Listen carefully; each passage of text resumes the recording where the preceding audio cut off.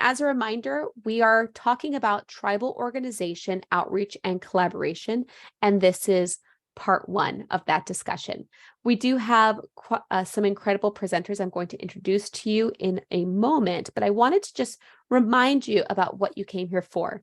This two-part series is for administrators and service providers who are seeking to reach out and collaborate with Indigenous organizations. Through a framework of levels of relationship, participants like you're going to explore today organizational collaboration as it pertains to tribal governments, agencies, and Indigenous-led organizations. So that's what you can expect over this two-part series, and your presenters will give you some information on what today is going to cover. Speaking of which, let me tell you a little bit about the two presenters that we are so fortunate to have with us today. I'd like to introduce to you, I don't believe that this is the order in which they'll be speaking, but Shannon Crossbear demonstrates and promotes gentle healing and expresses her commitment to healing through her work in the world. Her community and family history propelled her to leadership to address disparities that led to poor outcomes for families and relatives. Shannon's work has included facilitating and consulting with the National Indian Child Welfare Association and Federation of Families for Children's Mental Health, Georgetown University, and the National Child Traumatic Stress Network, and the University of Montana's National Native Child Trauma Center. She has provided technical assistance to systems of care and circles of care initiatives in tribal and non-tribal communities, utilizing traditional interventions and promoting culturally congruent and trauma-informed practices. We love some trauma-informed practices around here, by the way. Shannon has worked in communities throughout the contiguous United States and Alaska, as well as Canada, to address systemic change for improved outcomes for children and their families.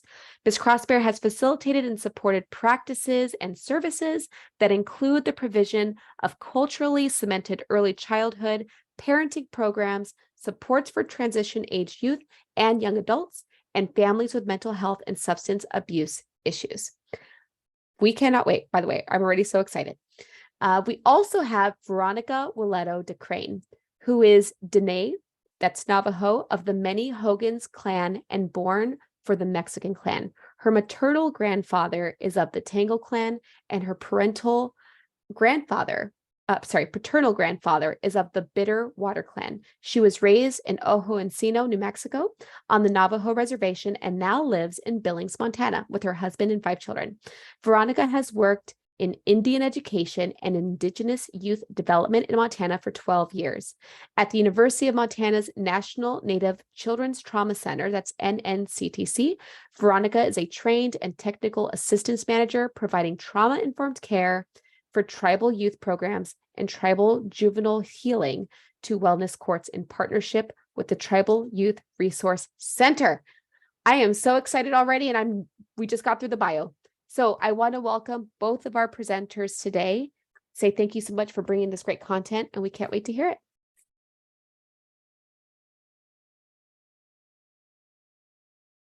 Welcome, Yat welcome to everyone, and thank you for joining us this afternoon and for making the time to learn about tribal organization, outreach, and collaboration. We just want to begin with introductions. So first of all, while Shannon and I are introducing ourselves, we want to ask you to go ahead and do the same in the chat. Introduce who you are, and if you are able to, share your ancestral lands that you're residing on. So if you're aware of the ancestral lands, tribal ancestral lands in the place that you live and work, please share that in the chat with us. So for introductions, I'm going to go ahead and have Shannon introduce herself first, and then I will do the same.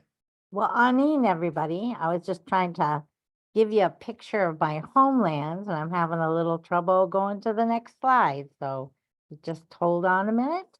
Until I can do that, I just want to say Anine Indaway Maganak, Nakijnaka Wabaganese. I just wanted to introduce myself in my language, which is the Ojibwe language. My English name is Shannon Crossbear.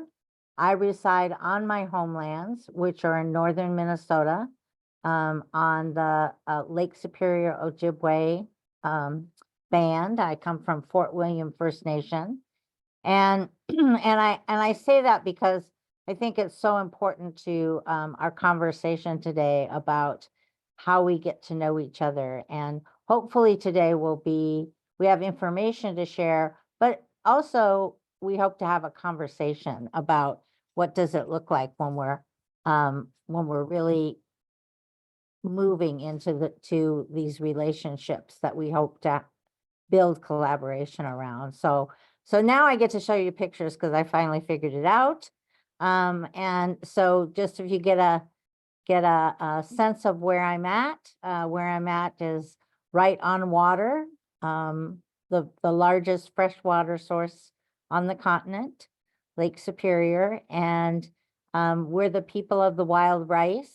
We came here to these lands specifically because of that food source. That's what we consider a sacred food source. So I'm excited to have the conversation, excited to see where everybody's from, and I'm going to turn it right over to Veronica.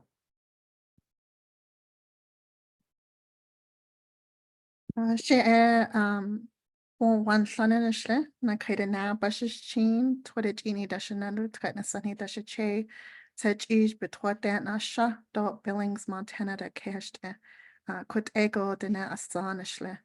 So I just shared my clans, which was shared with you earlier during the reading of our bio. So I won't repeat that in English, but I also shared that I come from a community that is called Ahuancino, but in my language, Dene language, it's the name for it is actually translated as rough rocks in the water. So on the picture on the right is that community that I'm from and where I was raised. It's on the eastern edge of the Navajo Nation. And then the picture on the left is actually of where I currently reside. And the bio did say I have 5 children, but I actually added one this last year. So we actually have 6 children now. And we live in Billings, and that picture is of overlooking Billings. And it's actually, we have some rim rocks that kind of gives you a nice view of the city. So that's what that picture is. So that's where I'm from and where I grew up. And I do see that people are sharing some of the ancestral lands in where they live. And so I would just say that Billings is the traditional homelands of the Abzalika people, or sometimes referred to as Crow. And it's also the traditional homelands of the Blackfoot, which in Montana, they're actually referred to as Blackfeet. And then Amskapi Bikani. And then there's also the Cheyenne people and the Sioux people that have ties to this land in Billings. So thank you guys so much for sharing those ancestral lands with us. It's great to see that we come from all over in the United States and Turtle Island. And so I would also like to share with you guys a resource. It comes from the Native Governance Center, and it shares a little bit more about Indigenous land acknowledgement. So I thought that that would be a good resource for you all to check out and to do your own investigation if you don't already know of the traditional homelands that you're residing on and who they belong to, and who have been caretakers of that land for millennia. So I just wanted to share that resource with you all. Next slide, please. And then I'm also going to just give a quick review of what we are going to be covering. So as Shannon mentioned, this is a two-part series. So these are our objectives for this two-part series. And so for today, we're actually going to work on describing examples of Indigenous cultural contexts and how they are distinct. And we're going to be defining organizational outreach and collaboration within the different cultural worldviews, more Western-based worldviews, and then more Indigenous-based worldviews. And then we're going to be describing and understanding the importance of sovereignty and the 4 R's in working with tribal organizations. And then we're going to consider how outreach to tribal organizations differs from outreach to tribal governments. And then for part 2, that's when we'll be identifying strategies for outreach to and collaboration with tribal organizations. We'll also spend some time during the part 2 series of assessing our current practice, and we'll be able to share tools and resources to help improve our capacity for outreach and collaboration. So that is just a quick rundown of what to expect in this 2-part series. Next slide. Yeah, thanks, Veronica. I think what we wanted to do here was just really have people to take a few minutes and answer these questions. And we know when you registered that you answered a little bit about what your reasons were, but we want you to go just a little bit deeper as we're starting this, right? One of the Indigenous principles that I grew up with is that you can teach by teaching, and you can teach by doing, by actually being involved. And so we want you to take the time. We want to take the time right at the beginning. Like if we were in a tribal community or organization right now, we would be setting intention. It's the first thing that we would do before we did anything else. And that might look different, and whether it's an organization or, an agency or a group gathering, how that intention gets set, but it always gets set at the beginning. It's kind of considered the words that come before all else. And so before we even enter into this conversation, when we really are talking about what are the foundations that we want to think about before we even enter into a conversation, right? It's really about what's the reason. So these are the questions we want you to think about. What are the reasons for the outreach and collaboration effort? You came to this particular webinar about that outreach to tribal organizations for the purposes of collaboration. Maybe it was just curiosity, right? Maybe it was because you have a particular plan in mind.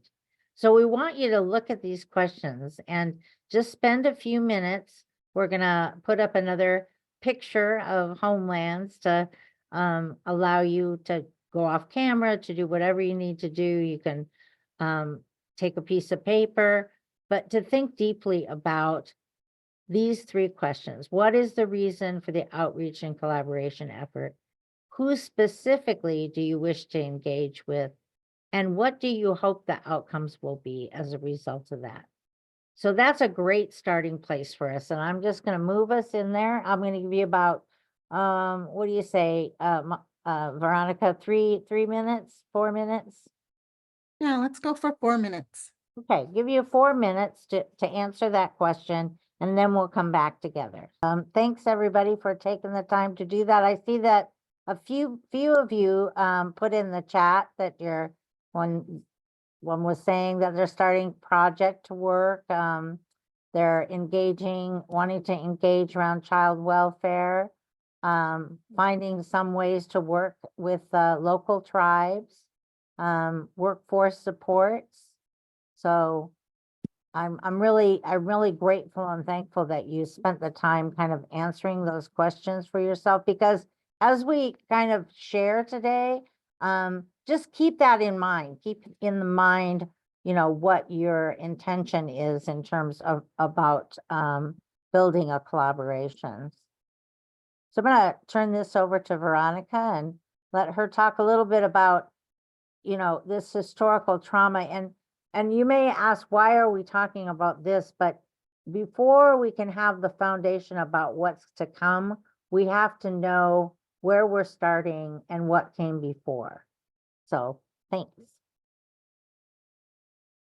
Thank you, Shannon, for those words. I was actually gonna quote you. Um, before we can move forward, we have to think about where we've been. And so we thought that might be helpful to just center this conversation around the history of tribal peoples and the relationship with non-tribal peoples on this land. And so I think that would help us to begin the conversation of like, how do we collaborate and outreach to tribal organizations in a good way, in a way that is cognizant and mindful of this history and acknowledges that history. So we just want to begin by just talking a little bit about this concept of historical trauma.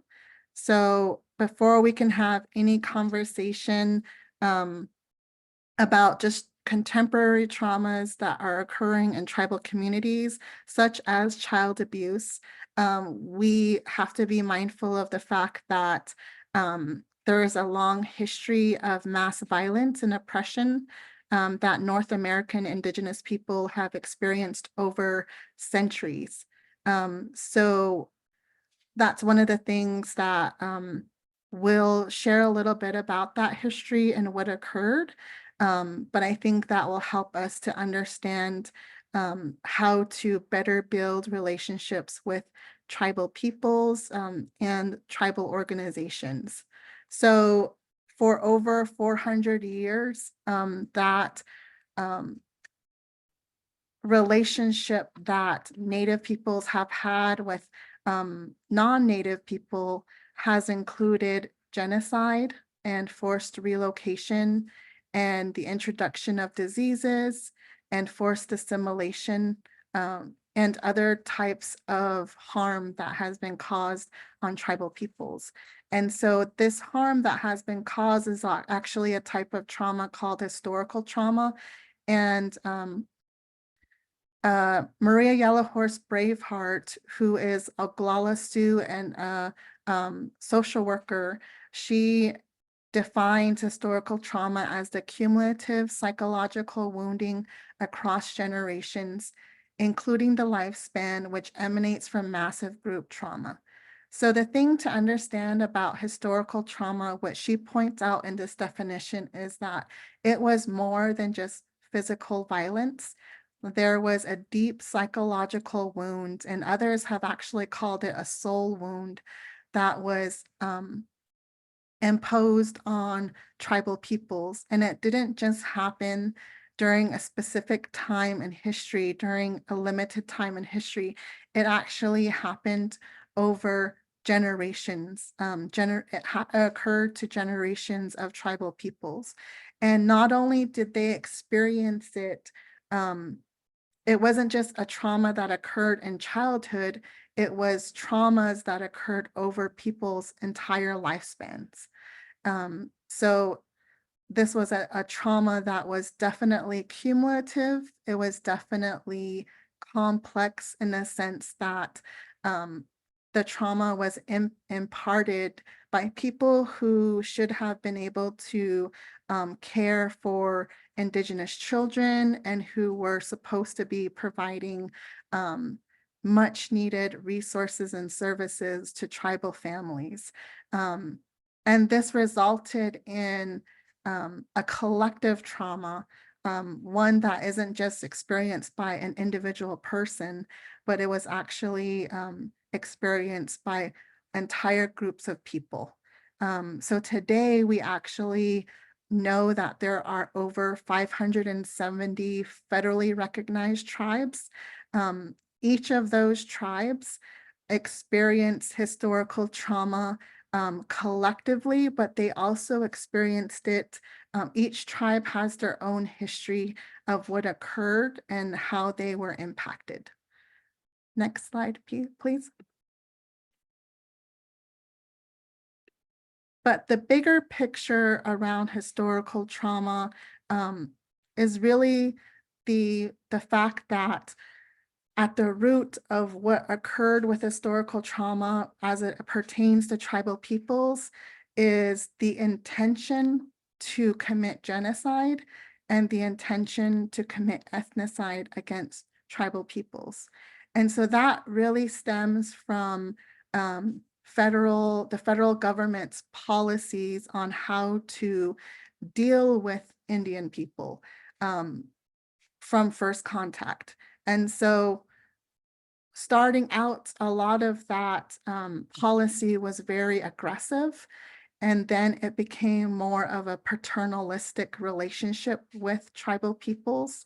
And so this is a timeline of federal Indian policy, and it actually comes from a book called The Rights of Indians and Tribes, the fourth edition of that book. And so this timeline really lays out what occurred in tribal people's histories. So this is just overall pertaining to all tribal peoples. But as I mentioned before, you know, each tribe's history and how these different policies affected them may be different. They may have experienced the impact of these policies differently. So we'll just begin with contact and tribal independence. So during this time, it was really a period, basically like before the 1800s, it was basically a period in which tribes were exterminated, they were killed, and then they were manipulated. And then it was a lot of just colonizing the land and colonizing the people who had been on that land in their histories since time immemorial. And so the next period of time were agreements and treaty making. So I won't go into depth about what occurred during this time, but one of the things that I will point out is that there was the Civilization Act, and that was actually passed in 1819. And this is where the US Congress authorized the president to do anything necessary to improve the conditions of Indian people. And this is where there was this sense that, you know, the federal government had to intervene and make sure that the tribes were made civilized. So there is this sense, there was this belief that tribal peoples were not civilized peoples. And so there was this intention to civilize them. And during this time in 1824 is actually when the federal government established the Bureau of Indian Affairs, and who was charged with the work of civilizing Native peoples. And this is also a time when they set aside funding to pay missionaries and churches to partner with the federal government to establish schools in Indian territory so that they could educate Native children on being civilized Christian people. And then the Removal, Relocation, and Reservation Act. This, one of the things I will point out during this period of time is that in 1930, there was the Removal Act. And this is basically where the President Andrew Jackson authorized to remove Indians from east of the Mississippi River to west of the Mississippi River. During this period of time from 1870 to 1890 was also when there was a lot of wars occurring between the United States and Indian people, and it's known as the Indian Wars. And then during the allotment and assimilation period, there was an act called the Dawes Allotment Act. And this is when there was a policy to basically parcel Indian lands, and if tribal peoples were not settling on the land, the land that they were not settling on, according to the definition of the US government, that would that land was taken away from tribes. So during this, because of this policy, a lot of traditional territories of tribes was taken away from tribal peoples. During this time, there was also the Wounded Knee Massacre. So as we know from history that that's when there was a huge massacre of Sioux people who were basically trying to fight for and fight against this removal from the land and some of these federal policies that were affecting their people. And then during 1924, that's when we actually have citizenship for Indian people. So that didn't happen until 1924. And then during the Indian reorganization period, one of the policies that I'll point out is that in 1934, there was the Indian Reorganization Act. And this actually allowed tribes to elect tribal governments. But the issue with this act and why it was detrimental is because the federal government actually wouldn't acknowledge traditional chiefs, headmen, or medicine men, so the traditional leaders of the tribe, and would only acknowledge elected officials that they approved of. And then during termination era and urban relocation, the policy I'll point out is the termination policy. This is when they attempted to abolish federal supervision of Indian tribes. And so during this time, tribes that were federally recognized were terminated, meaning that the federal government no longer acknowledged them. And so tribes like the Klamath tribe of Oregon and the Menominee tribe of Wisconsin, they actually lost federal recognition during this, because of this policy. And then that brings us to tribal self-determination. And there's a lot of policies that occurred during this era. We have the Indian Civil Rights Act. We have in 1968 and in 1970 self-determination and policy where President Nixon condemned the termination policy and once again allowed tribes to control their own affairs to a certain extent. And then, of course, in 1978 is when we had the Indian Child Welfare Act, which was enacted in order to help preserve tribal families and help protect tribal children who were being removed from their families and being adopted and placed in non-native homes at an extraordinary rate. I think there was a report that was done that actually identified that 40% of Indian children were being removed from families, and because of the reporting of that high number is how this act came about. So I'll just point out to you guys, we did share with you a resource as part of the pre-work for this webinar series called The Essential Understandings of California Indians. So I'm just gonna have that put into the chat. But I'll just point out two of those essential understandings that I think will help us better understand these federal Indian policies. So one of them is the essential understanding number 4, which says that California Indian people's histories and cultures have been and continue to be impacted by foreign, state, and federal policies. So even though this all occurred historically, these policies in one way or another have left a legacy that continues to impact tribal families, tribal lands, tribal nations. And the policies developed during the mission period, the gold rush allotment, and boarding school period as it pertains to California, the termination policies and the self-determination policies are all important parts of the tribal history in California. So that's essential understanding 4. And then essential understanding 6 says that written histories are most often codified through the subjective experience of the historian. So tribal histories are being rediscovered and revisited. Tribal perspectives of historical events often conflict with textbook histories. So in our textbooks in school, as we were growing up, we often didn't hear from or we're not given an opportunity to hear the tribal perspectives of some of these policies or this history, this United States history. Sometimes it's completely left out, and sometimes we don't actually hear tribal perspectives. So I just wanted to point out those 2 essential understandings. Next slide.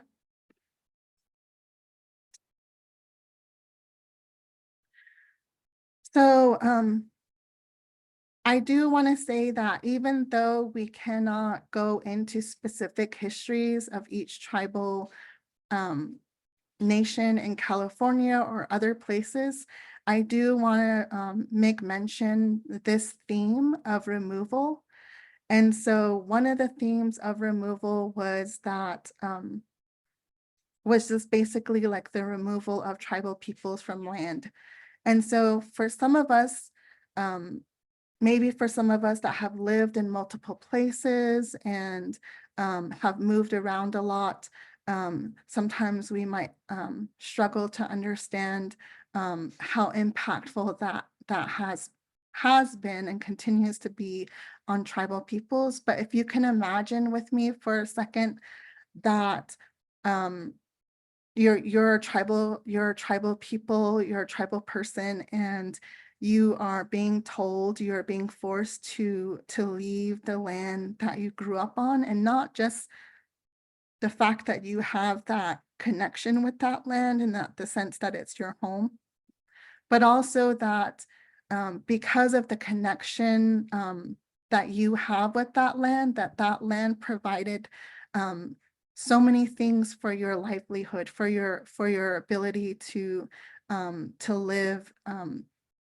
your life out. So it provided the economy that you needed to sustain your families. It provided the medicines, the health care that you needed to take care of your families and your community. It provided the spiritual connections. They were sacred places on the land that you resided, places where you were able to have that spiritual connection with your higher power, or were able to practice your spiritual ways. And so if you think about it, for tribal peoples, when they were forced to leave their homeland or their ancestral homelands, all of that was lost. All of that they were forced to leave behind. For some tribes, they were allowed to return to the land. That's actually my own tribe's history. We were forced to leave our traditional homelands that we called the Netra, but we were able to negotiate a return to that land, but that wasn't always the case, especially in early history of federal Indian policy. That wasn't always the case for tribes to be able to return.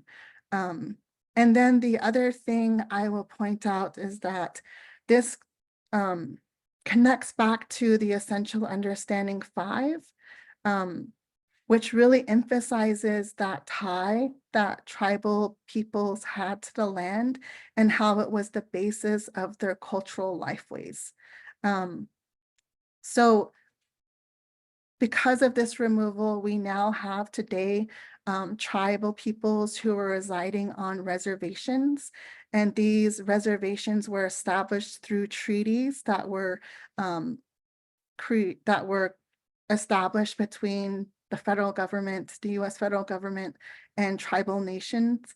And essentially, treaties are contracts between 2 sovereign governments. So it wasn't that the federal government granted tribal peoples the land, these reservations. It was actually a contract that was entered into between 2 sovereign entities. and that there was 3 assumptions when this occurred. One of the assumptions is that both of the entities had sovereign powers. So tribal nations were sovereign. Sovereignty was not something that was granted by the US federal government. The sovereignty of tribal nations has existed before even the United States had become a nation, had themselves gotten their own sovereignty. And then Indian tribes had some form of transferable title to the land. So the US federal government actually acknowledges through their legal system that tribes did have some type of title to the land, even though from a tribal worldview, we operate a little bit differently when it comes to the connection to the land that we have and our relationship to the land. But in terms of just looking at it from federal legal stance, Indian tribes did have title to the land that their territories, and that the acquisition of Indian lands was solely a government matter, and it wasn't something that individual colonists that entered into these lands, it wasn't up to them to negotiate that with tribes. It was something that had to be negotiated by the US federal government. So I just wanted to point those things out. The other theme of removal is actually probably more connected to the work that you do, if it's connected to child abuse, is basically the theme of removal around the removal of children from family and how that occurred through child welfare. So I talked about how through the Civilization Act of 1819 that the federal government paid missionaries and churches to create these schools for Native children, which was basically to assimilate them into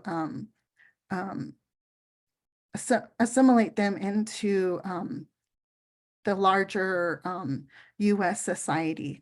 And a lot of that didn't occur in a nice way, to put it softly. You'll see this picture on the screen of these little handcuffs, and the fact that this removal of children from families was forced. And even when families were given a choice to send their children, they often were forced into that choice because they needed to survive. And so maybe it was because the government was limiting rations to their reservation, and so they were concerned for their children's survival and being able to get enough food and being able to survive the harsh winters, that they felt that they had no other choice but to send their children. But there's actually tribal families who, even if they didn't want to, people actually came. The school officials actually came, the federal officials actually came to their home looking for their children and took them forcefully, even in handcuffs. So that's part of that theme of removing children. And it was really a part of this larger agenda that, as we see in that policy of ethnicidal intent, that as the quote says by General Richard Henry Pratt, this ethnicidal intent to kill the Indian in the child in order to save that child. And so that's kind of where that removal of children from families began. So as you're thinking about how do we develop relationships with, how do we outreach to tribal organizations, especially around child welfare, first of all, there has to be an acknowledgement of this. Even if you weren't that federal official who went into those homes and forcefully put children in handcuffs and took them away from their families, even if you were not there, acknowledging that this history of removal has deeply affected tribal families, has deeply affected tribal nations. And so acknowledgement of that is where we have to begin. And so I will just leave with that, this brief overview of historical trauma and the historical relations between tribal peoples and the federal government, as well as non-Native people. As we can see, it wasn't just government officials. There were others who were involved, settlers and missionaries and churches. They were involved in some of these acts that were, these traumatic acts that were committed against tribal peoples.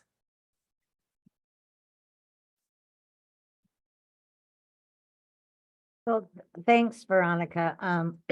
First of all, Veronica, I want you to take a deep breath because that was a lot. That's a lot. And for those of you that are joining us and don't know that history or haven't been exposed to that history, you know, I encourage you just to sit with that. It's not meant, we're not sharing this meant to feel, you know, for people to feel guilt or shame, because we know that guilt and shame doesn't move us to the next place. But it is important that we know this history if we're going to be working with tribal peoples and tribal organizations, because the ramifications from those policies are not in the past. Those ramifications are in the present. And so let's just take some of the ramifications around the removal of children and the fact that we had generations, and this is not ancient history. And I say that because, you know, my relatives were in boarding schools, and I have lots of legacies around that. But also knowing that it's an unnatural way to be parented if you don't have your parents, right? And how do we learn to be parents? How do we learn is through our own parents, through our own parenting, right? And if you think now, maybe that didn't happen to my generation, but I'm just one generation removed. But I'm not really removed because I was parented by people who didn't know how to parent, who had no examples of parenting, right? And if that, how that gets handed down generationally. And then the other thing that Veronica talked about that I think is so important is all of those, like I said, all of those policies are still playing out. So the fact that, you know, Veronica talked about the homelands and reservations and how they came to be. And during that period of time where there was, where they were actually removing, removing the populations, right, from the reservations into urban settings, that's when we got a huge rush of tribal communities within urban settings. So today it's anywhere from 75 to 80% of our tribal populations live off of their tribal lands. And of course, during that period of time, when we look at that policy, where were people being sent to? Major metropolitan areas. So Chicago, Minneapolis, San Francisco, Los Angeles. That's when those particular urban communities began to emerge. And they were pan communities, right? Meaning that they were communities that had many different tribes that were being brought into the same place. And they developed another culture in that process. So all of these things are interconnected, and we know we're giving you a lot of information, but we want to give you a good foundation for that relationship that you hope to build. And that's part of being trauma informed and having trauma informed care. It's that switch from what's wrong with you, what's wrong with your community, what's wrong with the people, what's wrong with the family, to what happened. What happened that led us to the relationship that we have now?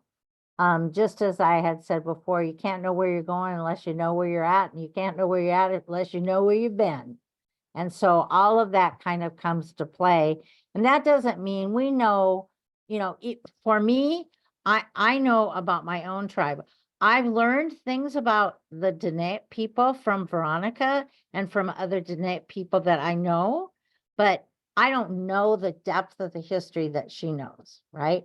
And nobody really expects everybody to know that depth of the history, but it is important that you respect it enough to know enough that you're entering into a relationship with people who have a history.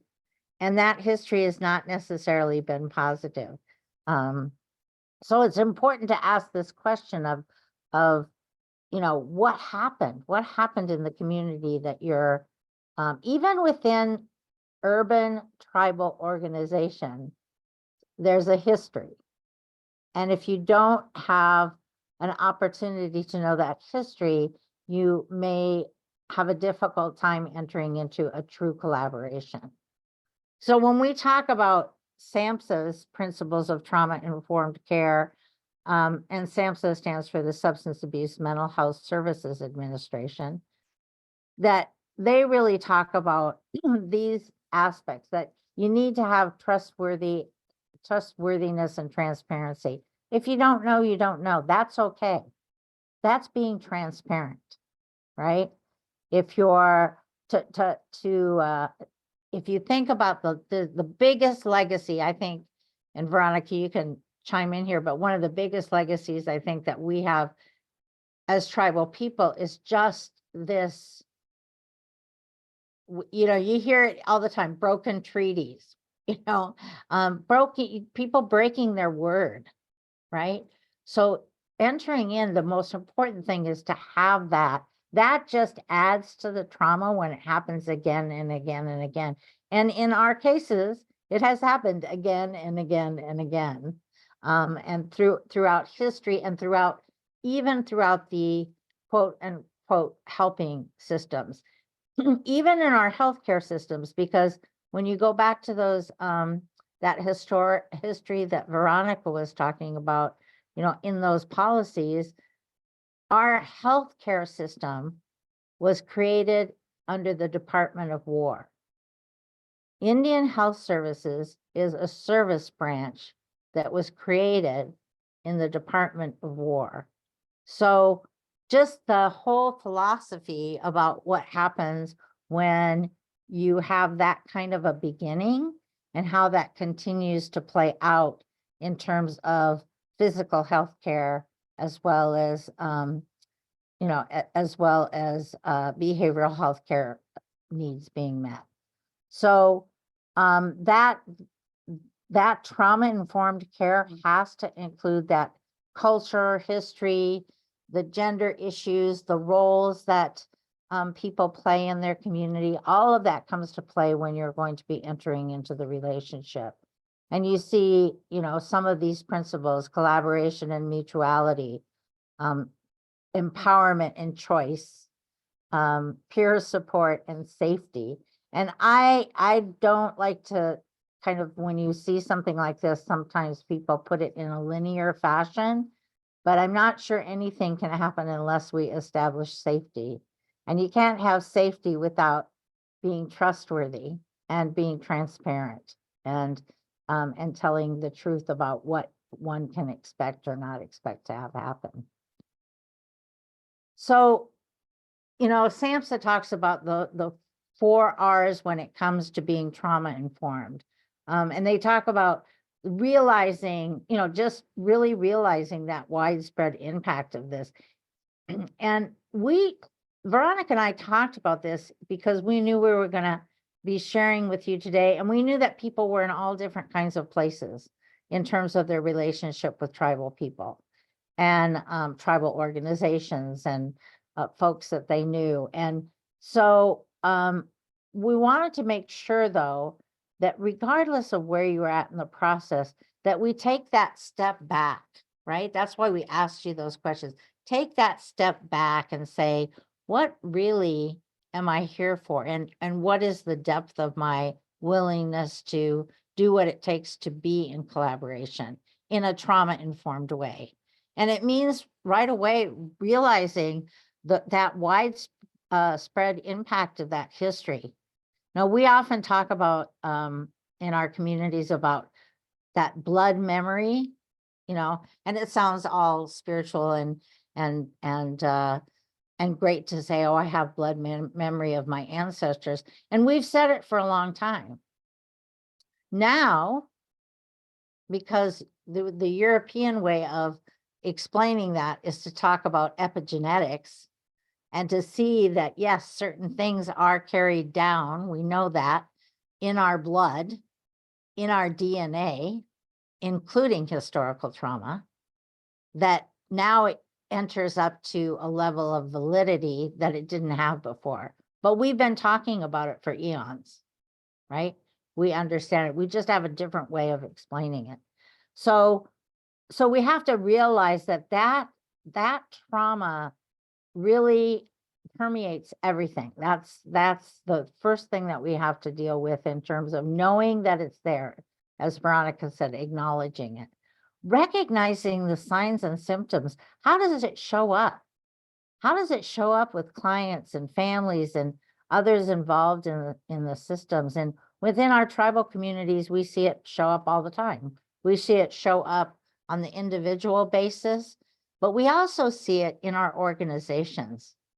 Sometimes you might see an organization that's operating with a lot of kind of infighting, right? That they've taken on that. That's a trauma response. Imagine that there's the concept of the people that you have been introduced to is about limits, like everything's limited. So I got to make sure that I get what I need. And it doesn't matter that it's at your expense. That's a way of thinking that has gotten handed down from that intersect with colonization. So it also means responding. It's not enough to realize and to recognize those when it's kind of showing up, and really asking a deeper question. When you say that you're doing outreach to a tribal organization, and all of a sudden you just get stonewalled, right? Like nobody is responding to you, and your first instinct is, well, they don't want to collaborate with us. But maybe that's not it at all. Maybe there's something else. And so, being willing to take a step back, take yourself out of the equation for a moment and really look at that from a historical trauma perspective. And once you recognize that, respond. Respond by really integrating the knowledge into what your policies and your procedures and your practices are. Maybe it's not your way, wherever your policies and procedures in your agency, to to start a session. Let's just say we'll do an individual thing, to start a session by taking time to socialize or to set intention. But maybe within that organization, that's a prerequisite to any kind of work that you might get done. That has to come, relationship has to come first. So it's important to really actively think about resisting re-traumatization. And I like to give us all a lot of grace on this, because, intent goes a long way. So sometimes people re-traumatize without even knowing that they're doing it. Like, it's not a conscious effort to do that, but to really think deeply when you're told something, when somebody shares something with you, to be open and to hearing that, so that you can do that, so that you can realize and try to resist that. So we talked about, those are kind of SAMHSA's Substance Abuse Mental Health Services Administration's 4 R's. but we wanted to talk a little bit about the indigenous 4Rs. And what what I noted in both of these R's was that they don't say anything about relationship. And if I was going to make the 4Rs, I would say the first thing for any of this is relationship. You have to be able to be willing to be in relationship. So the indigenous 4Rs that we talk about are respect that the tribal community may be doing things differently, but that doesn't mean that they're doing things wrong. When we come from a colonizer's way, it's always that if we don't do it the same way that somebody else does it, we're doing it wrong. But maybe we just have a different way of doing that. So respecting, ultimate respect. Having responsibility, again, doing what you say, being trustworthy, being transparent, and allowing for reciprocity. So many times people are coming into these relationships with our tribes or our tribal organizations with the idea of being a helper, and yet not understanding that anytime you're in relationship, there's an opportunity for reciprocity. We see this all the time with some of our federal grants that we receive. It's all about what these grants are going to bring to the community. It's not about what our communities may have to add to the knowledge base of that particular field. And even in early childhood, for example, I've done some work in early childhood initiatives, and a lot of times I'll be talking about a particular evidence-based practice that they're using without recognizing that we have practice-based evidence that goes back, generation upon generation.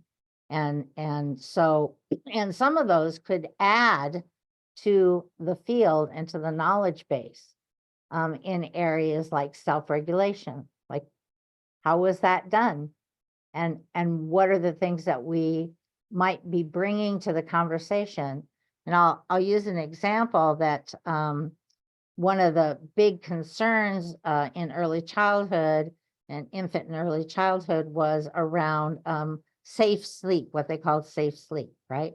They wanted to encourage people not to sleep with their children because it was dangerous, that they could roll over and suffocate their children, and other things could happen. And yet the alternatives that they were providing to many communities was not acceptable, to have a crib or to have a separate sleeping space. And yet if they went to our tribal communities and they said, how did you deal with this? Well, we actually had, what we did was we had a swing that was above our beds. It's like a hammock that was made.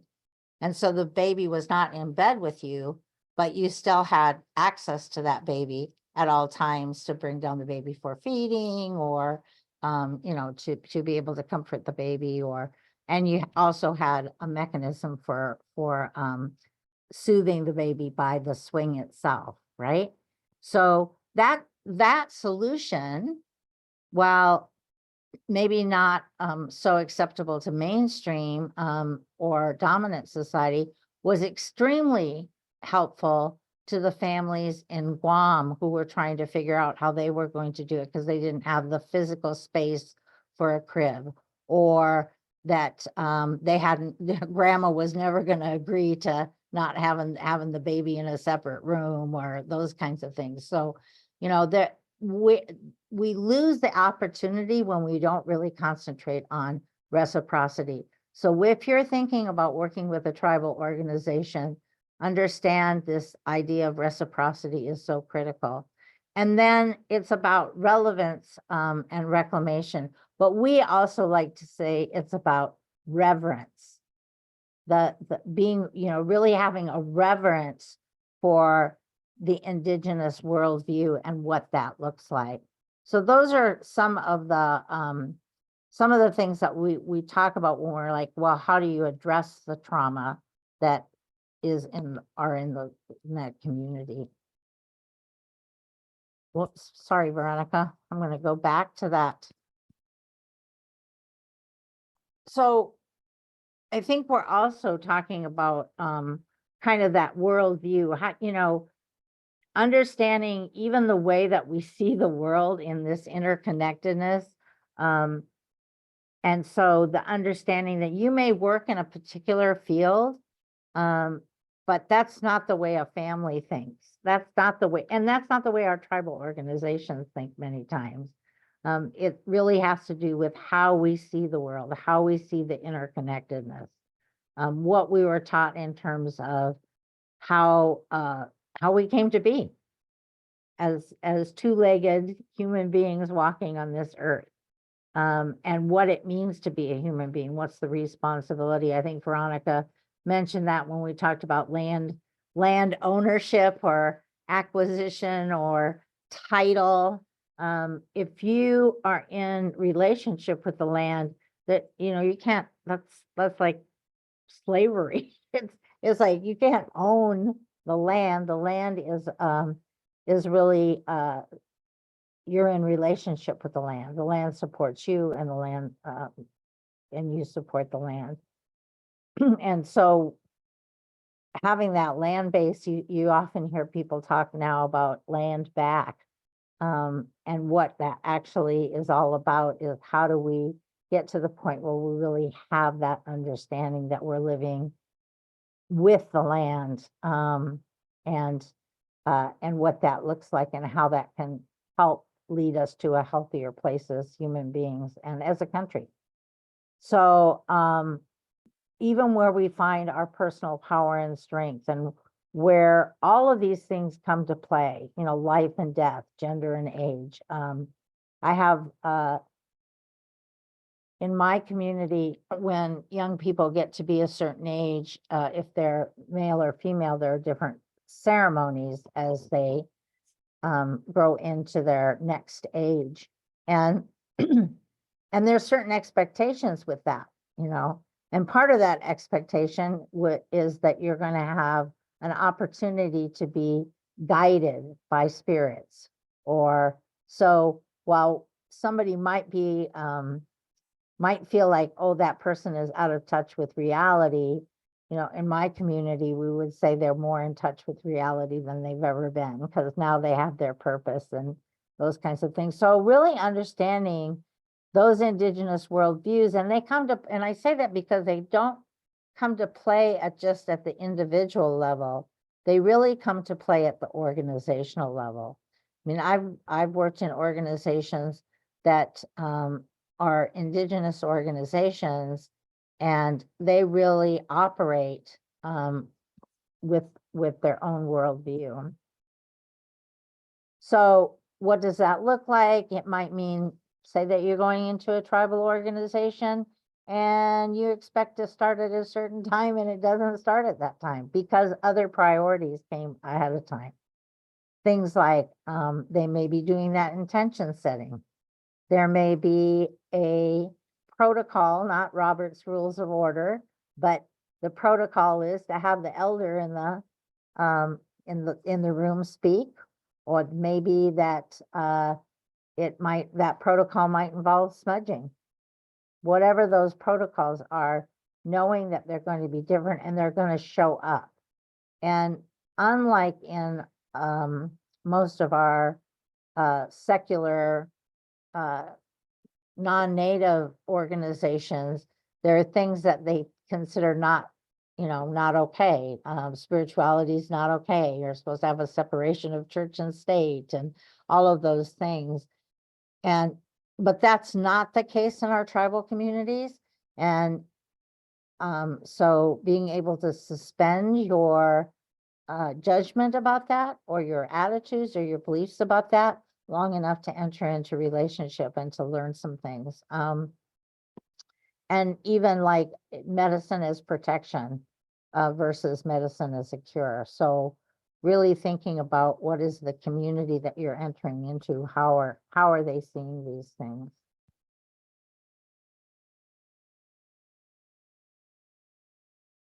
Some other things you might see when you're working with tribal organizations, especially those that may be in tribal communities, but maybe not. They might be more urban based, is just there might be just some certain socio-economic contexts. And so, like we have said before, because of the history of tribes, not all tribal history is the same. So because of that, not all tribal communities or tribal organizations are going to be the same. You might have some organizations that are based in communities that is more frontier, rural, and isolated, but you might have some organizations that are more urban or metropolitan based. You might have some organizations that are located in places where you know, it's economically depressed and there's a lack of choices of amenities. I know that sometimes, you know, because we work with tribes from across the country, so we might go to work with an organization that is located, you know, maybe even 300 miles from the nearest airport. So there's just a difference in where these tribal organizations and their context might be, and where what it might look like. They might even be located in places where it's economically thriving. Maybe there's a lot of economic opportunity. There's a lot of economic success in terms of capitalism standards, but that might be where that tribal organization is located and where they operate. You might come to a tribal organization where the native presence is the minority, or you might come to a tribal organization where they're a distinct majority.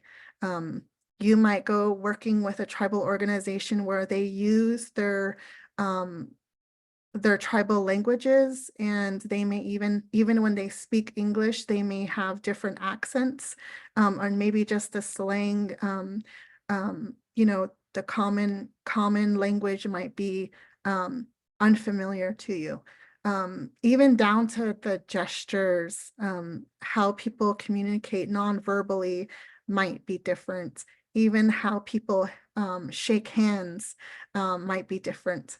So those of you that are familiar with just working in different and cross-cultural contexts, you might see this with other populations, or even if you've had an opportunity to travel abroad to different countries, you might see this and you might have experienced something like this, but sometimes people are surprised when they work with tribal organizations just how different it might be from what they're used to. But then again, there's people that might be just surprised just how similar it is. They might work with a tribal organization and they might assume that you know, they don't have the latest gadgets, or they don't have the amenities that that others in our country are familiar with. And so because Indian country, which is what we refer to tribal communities and nations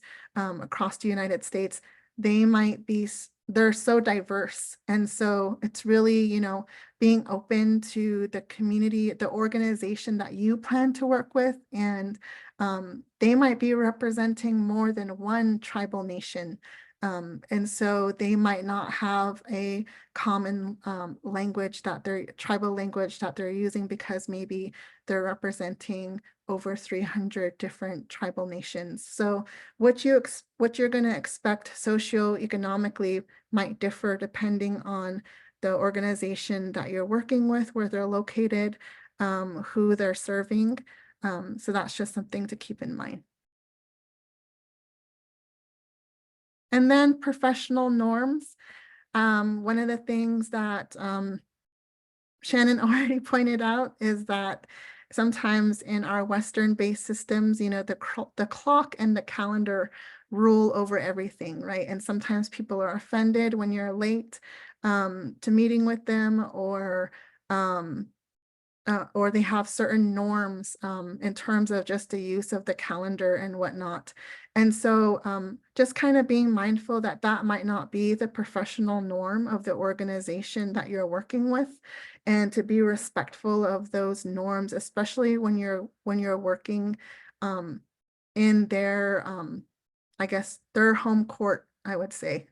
So there are just other things that Shannon already mentioned, you know, like elders might be starting off with intentions for the group during a meeting. There might be family members that come in and out or that are allowed to be present during meetings. I know sometimes that's not always the case in some of our Western-based systems where, you know, we usually ask for children to stay home and not to be present or whatnot. So just kind of be mindful. These are just a few examples, but it depends on the tribal organization you work with and what their norms will be. But being open to learn about what those are and just being open-minded, that just because they're different from what you're used to, it doesn't mean that they're wrong or they're bad. And that sometimes those kinds of misunderstandings can lead to bigger conflict or just bigger issues. So just kind of be mindful of some of these smaller norms that may be in existence for that tribal organization. Next slide. I was just going to say one more thing here is, and it kind of goes back to what you were saying before, is that, you know, understanding, again, it has to do with that historical trauma and not even recent historical trauma. We have a lot of people that come into our tribal communities offering a brand of help, right?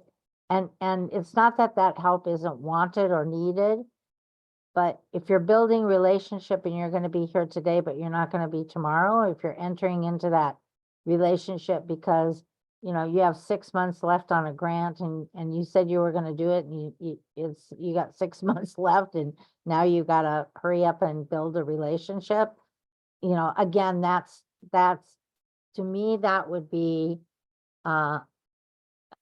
redisplaying that untrustworthiness, untransparent, or the lack of transparency, because this has happened to us so much in terms of our communities where people come in for a period of time and then they, once the money is gone, then they leave our communities. Or sometimes they're, the reason for the relationship is based on their need and not a mutual need, not that reciprocity that we talked about. So we will go through this in more detail next time as we're thinking about strategies, but we just want to give a quick overview. You can refer to this as like levels of relationship, but we're describing it here as types of relationship, and in a certain way it does kind of not so much in a linear way, but it just seems like there is a little bit of levels here. But there might be different types of relationship that you enter into with tribal organizations, and I would say that these types of relationships include tribal organizations, but they could also be including just tribal groups or tribal communities, and even tribal nations as a whole, tribal governments. So I'll just describe them here for you. So the first type of relationship that you might have with tribal peoples, I will say, is more of more of a relationship where you're intending to inform them. And that basically means that you're sharing information with them. You're sharing information with vested parties. This could be like parties that you are connected to or that you're able to access, or maybe even more in a broader sense, you could just be sharing information with different types of organizations or different communities. But so that's where it's more of just it's just more of one way you're sharing your information. And then the next type is to involve. So this is where you might actually give an opportunity for tribal peoples to participate in the planning and implementation of programs and activities, of your programs and activities. And so maybe in this situation, you might reach out to a tribal organization, and maybe you want them to help you identify participants who could be involved in the implementation and planning of what would be largely your agenda. And then another type of relationship we can refer to as a little c consult type of relationship. And this is basically where you're seeking informally, you're seeking input from tribal peoples to inform your practice. So in this sense, you could also be reaching out to tribal organizations. Maybe you have like a survey and you want tribal peoples to fill out that survey. So you're outreaching to tribal organizations so that they can get the survey to tribal people or families for you. So this would be more of a consulting type of relationship where, again, it's your agenda, it's your program or activity that you want to seek their input on. And then the other type of relationship is to collaborate. So collaboration is basically working together to design, plan, organize, and implement your program and activity. So you might still be leading that, or you might share that decision-making power or that program or activity with the tribal organization or with tribal peoples, and or you're looking to share that. And so you might not already have something planned or not already have something organized, and you're asking for their collaboration, for them to work together with you on planning or designing that initiative. And so sometimes that might be more of a shared, sharing that power and sharing that agenda sort of thing. And then the next type is a big C consult, which I would say, unless you're representing formally the federal government, you probably would not be involved with this.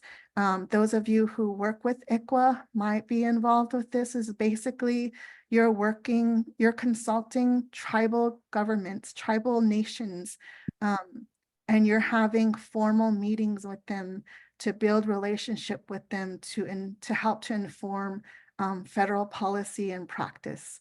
And then the last level is if maybe you work for a tribe and the tribe is actually leading, they have the power to drive purpose, direction, and implementation of programs and activities, and maybe you're just an employee of them, and so they are leading that program and initiative. So in that way, they are able to practice their sovereignty and self-determination at that level of relationship. Next slide. So again, I will just point out that, there are tribal nations are sovereign, and so they have power separate and independent from federal and state governments. There are some things that only can be dealt with at a federal level with tribal nations. There are some things that state governments are able to initiate that relationship with tribes on. And then being mindful that the extent and breadth of tribal sovereignty is not the same for all tribal peoples. There's some federal policy, but how they apply to each tribal nation may be different. So we're talking about that big C consult type of thing. So we do have I don't know if we have time, but we have a few minutes left. But we do have a poll, so I'm gonna go ahead and see if we can launch that poll. Even though we did ask you in registration what your experience is with tribal peoples, I just wanted to see, based on this information about the different types of relationships, what your experience is more specifically, like if you feel like your experience has been at any of these levels of relationship. So go ahead and answer that poll and check all of the ones that apply to you. Okay. I'll go ahead and end that and share the results. So this is really good to know, just kind of overall where you all are coming from, who's based on who's present right now, that the majority of folks have more of an informing type of a relationship. So that is really good to know. And we'll revisit this poll and revisit these levels of relationship in a next webinar. But I know that we have run out of time, so I will go ahead and pass this back over to our facilitators. Thank you so much, Veronica and Shannon, for your time today and all the great information. And thank you, participants, for being here with us and all your interaction in the chat and with the polls. Quickly, we just wanted to close by saying part 2 of this training will take place on Wednesday, January 31st, same time, 2 to 3:30 Pacific Standard Time. And you already registered for that training when you registered for this one. So if you have any questions or any issues finding the link, then you can always email us at info@caltrin.org, and I'll drop that into the chat. And then following that training, as just mentioned up front, we'll have a survey and certificate and a follow-up email for you after part 2. So for now, thank you all again, and we look forward to seeing you during part 2.